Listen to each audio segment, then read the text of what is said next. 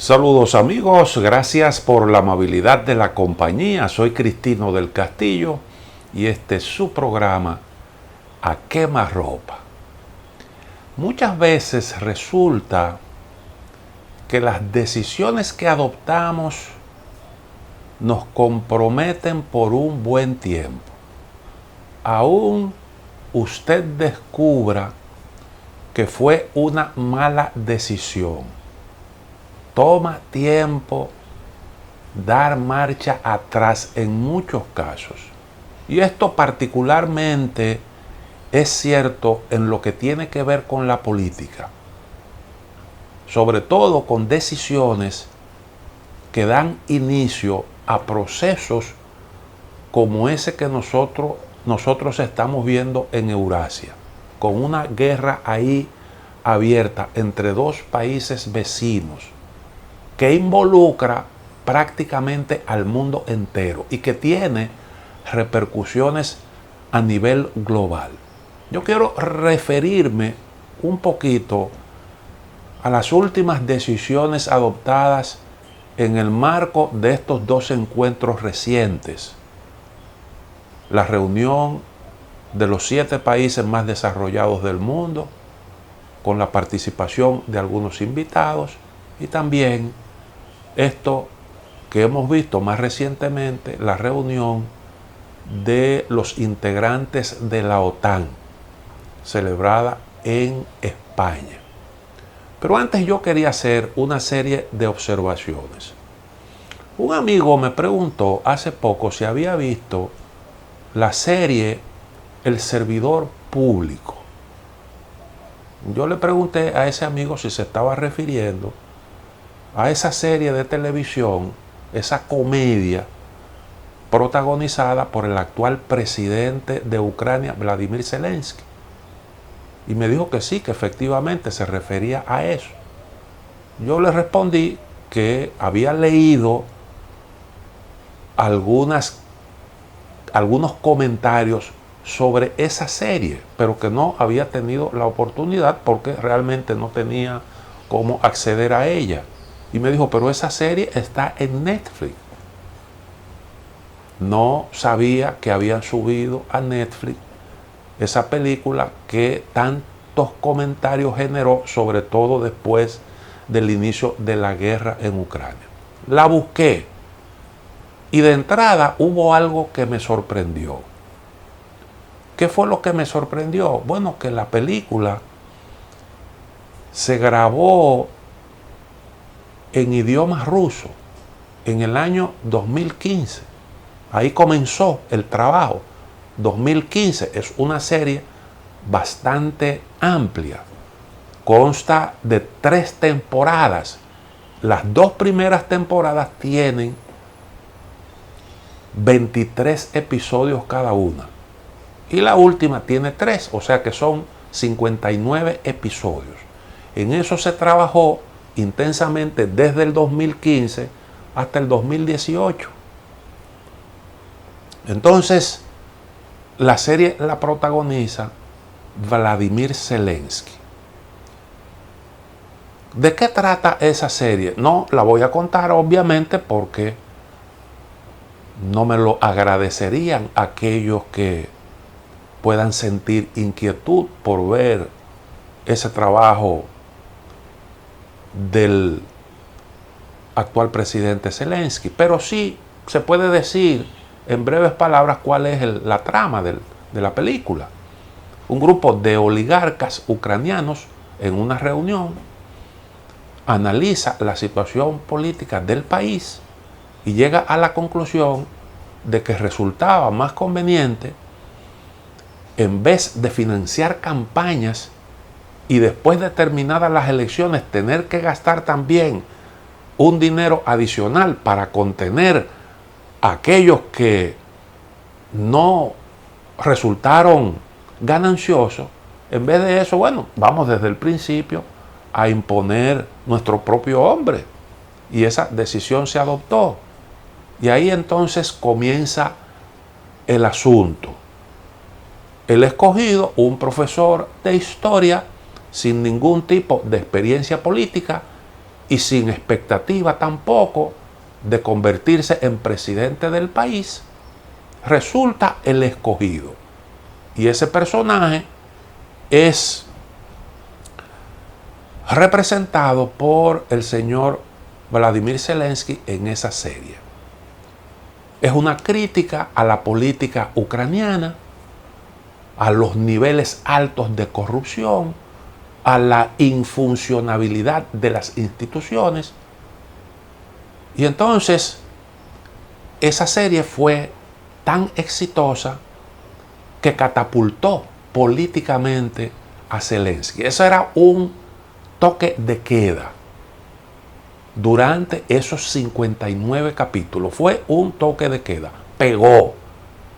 Y entonces Zelensky se hizo muy popular, formó un partido público que se llamaba como la serie, el Servidor Público, y ganó las elecciones. Y entonces pasó de lo que era una comedia a vivir una realidad muy parecida después de ganar las elecciones, pero con una tragedia incluida. Ha tenido que manejar una verdadera tragedia. Y él ha sido el gran autor de esa tragedia que hoy vive el pueblo ucraniano. Ahora, ¿qué fue lo que me sorprendió desde que comencé a ver la serie? Bueno, que está grabada en idioma ruso. Resulta que ese presidente Zelensky no hablaba español, sino hasta hace poquito, cuando se decidió y cuando aprendió español. Todavía habla el ucraniano con acento. Su idioma era el idioma ruso. Eso era muy común en todo el territorio de la antigua Unión Soviética. Porque recuerden, la Unión Soviética se erigió como un estado, como una federación, dentro de ese objetivo, para cumplir con el objetivo de solucionar el problema de las nacionalidades. Porque en todo ese territorio que dominó Rusia por mucho tiempo y que reunía nacionalidades distintas, en todo ese territorio, pues esos grupos vivían prácticamente en una situación brutal de exclusión. Yo he dicho, he citado muchas veces lo que decía Lenin, de que Rusia era la cárcel de los pueblos. Así él le llamó. Por eso. Y entonces él decía, hay necesariamente que solucionar ese problema. Y entonces se concibió la Unión Soviética como una unión de repúblicas independientes en donde cada nacionalidad pudiera tener su propio idioma, su cultura, tomar sus propias decisiones, pero formando parte de un gran estado federado. Y así Ucrania aparece por primera vez en el mapa político, porque siempre fue parte de Rusia, aunque tenía su cultura, sus tradiciones, pero siempre fue parte de Rusia.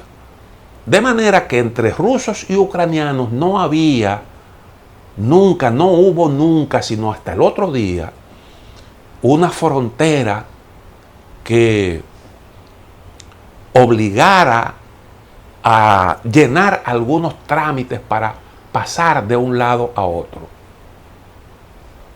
Siempre hubo esa situación de mezcla de esos dos grupos étnicos, o de los distintos grupos étnicos, que se reforzó porque como política, a pesar de que se promovía la cultura, el respeto a las manifestaciones de los distintos culturales, de las distintas nacionalidades que pasaron a formar parte de la Unión Soviética, se estableció el ruso como el idioma en el que pudieran comunicarse todos los distintos grupos. Y entonces, bueno, pues había escuelas que impartían las clases en ruso, universidades, el idioma ruso era digamos que el idioma oficial dentro de toda la URSS. Todos los idiomas eran realmente idiomas oficiales, pero el ruso era la lengua en la que se comunicaban todos los pueblos. Y entonces usted se encontraba que donde quiera que usted llegaba, la gente hablaba los idiomas locales y también hablaba en ruso. Eso facilitaba la comunicación. Ahora, qué curioso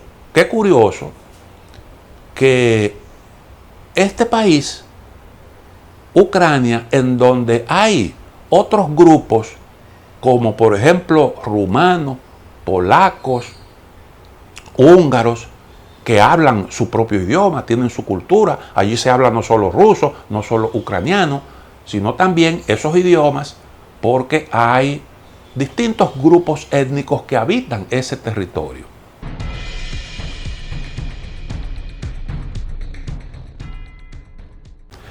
Hay otro detalle interesante en todo esto. En Ucrania, de los primeros presidentes que tuvo ese país ya haciendo vida independiente de la Unión Soviética, varios fueron prorrusos o partidarios de mantener relaciones armoniosas con Rusia. También eran partidarios de que Ucrania se abriera a unas relaciones fluidas y armoniosas con el resto de Europa, con el resto del mundo. Pero siempre se cuidó la relación con Rusia. Y Ucrania tuvo presidentes prorrusos. Hasta el 2013 estuvo gobernando el señor Víctor Yanukovych, que era abiertamente prorruso. Y Víctor Yanukovych ganó unas elecciones en Ucrania. Unas elecciones libres, reconocidas como un proceso legítimo por todo el mundazo. Y a ese Víctor Yanukovych lo invitaron a una reunión en un momento muy difícil para el país. Lo invitó la Unión Europea. Hubo una reunión, yo he contado esto varias veces, en una de las repúblicas bálticas, y allí le hicieron una oferta de asociación a Ucrania con la Unión Europea. Le prometieron ayuda para solucionar un grave problema económico que tenía Ucrania en ese momento. Ucrania era probablemente la única ex república soviética en ese momento que había quedado rezagada y que en vez de crecer estaba en un proceso de estancamiento económico. Y todo eso se atribuía a los altísimos niveles de corrupción, con unos mega ricos. Bueno, eso es característico prácticamente de todas esas repúblicas. Pero allí el asunto de la concentración de los ingresos, el robo, la corrupción, era una cosa exagerada. A Ucrania la ubicaron como uno de los países más corruptos del mundo. Hasta Zelensky, que fue el que hizo la gran sátira aquella, criticando el sistema, apareció en los papeles de Pandora. Pero Zelensky no podía explicar realmente el origen de esa fortuna, porque él fue un actor y aunque tuvo éxito con esa comedia, con esa serie, era un hombre de ingresos limitados, pero aparecía con una cuenta millonaria en un banco offshore. Y esa es una muestra realmente de lo que era Ucrania. Bueno, pues Víctor Yanukovych, cuando le hicieron ese ofrecimiento, él dijo, miren, hay un problemita aquí con todo esto. Yo valoro esa oferta que ustedes me están haciendo. Me están ofertando un crédito del Fondo Monetario Internacional para ayudarme a pagar los vencimientos que vamos a tener que afrontar en un tiempecito de esos compromisos que nosotros tenemos de deuda externa. Valoramos eso, pero hay que entender, nosotros recibimos un pago de Rusia importante por el arrendamiento de Crimea, donde Rusia tiene su flota del Mar Negro. Los rusos nos suministran gas a precios rebajados y eso para nosotros tiene una gran importancia. Los rusos nos venden a nosotros energía eléctrica también a un precio bastante aceptable. Rusia es el principal producto, el principal destino de nuestras exportaciones. Es un gran socio. Además de eso, nos está ofertando un crédito para nosotros resolver el problema de esos vencimientos de deuda. De manera que nosotros tenemos que manejarnos aquí con mucha sobriedad frente a esa realidad que está ahí. Y Yanukovych rechazó la oferta. Cuando retornó a Ucrania, estaba armado todo un muñeco.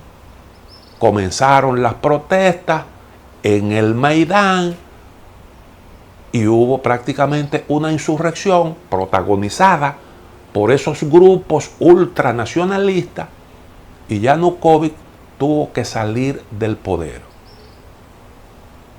Después entonces vino Víctor Poroshenko, que confrontó muchísimos problemas. Fue el hombre que firmó los acuerdos de Minsk, que pusieron fin a un enfrentamiento. Por lo menos se decretó un alto el fuego y se acordó una solución al conflicto que se desató luego de el derrocamiento de Yanukovych, porque la zona oriental se insubordinó, se crearon ahí movimientos separatistas, se armó un conflicto y eso terminó con esos acuerdos de Minsk. Ucrania se comprometió a concederle a Lugansk y Donetsk, que están dentro del territorio del Donbass, una amplia autonomía. Y además de eso se comprometió a respetar a la población rusófila, a los rusoparlantes. Ya Rusia se había anexado Crimea. Y entonces esa fue la solución. El señor Zelensky ganó las elecciones con un discurso antirruso, con mucho acento en la necesidad de que se devolviera Crimea y de que Rusia facilitara la reincorporación de Lugansk y Donetsk a su pleno control. Y entonces los acuerdos de Minsk él los cuestionó. ¿Y ustedes saben en qué ha terminado todo esto? En un país en donde mucha gente habla ruso, la parte este, una gran parte de la población es rusófila, habla ruso. En la segunda ciudad más importante, que es Kharkov, se habla también, hay una gran población de rusoparlantes. En el sur, predominantemente la población es de origen ruso, porque eso fue un territorio de Rusia, que Rusia les regaló a Ucrania cuando era parte de la Unión Soviética. Ahí estaba Crimea. Y Odessa, que es la ciudad portuaria más importante de Ucrania, la inmensa mayoría de la población es rusa. Y en un país como ese, en donde hay otras minorías étnicas, entonces comenzaron a establecer, a imponer limitaciones al idioma ruso. Y se aprobó luego de que Zelensky asumió la presidencia del país una ley en donde se declaraba el ucraniano como la lengua oficial de uso en todas las instituciones públicas, en todos los dominios públicos, con la intención de minimizar la importancia del ruso. Y eso naturalmente ahí marcó, eso cambió realmente la situación en Ucrania. Rusia protestó porque eso se entendía que era una violación de las leyes de Ucrania, de la Constitución, de lo que se había pactado en los acuerdos de Minsk.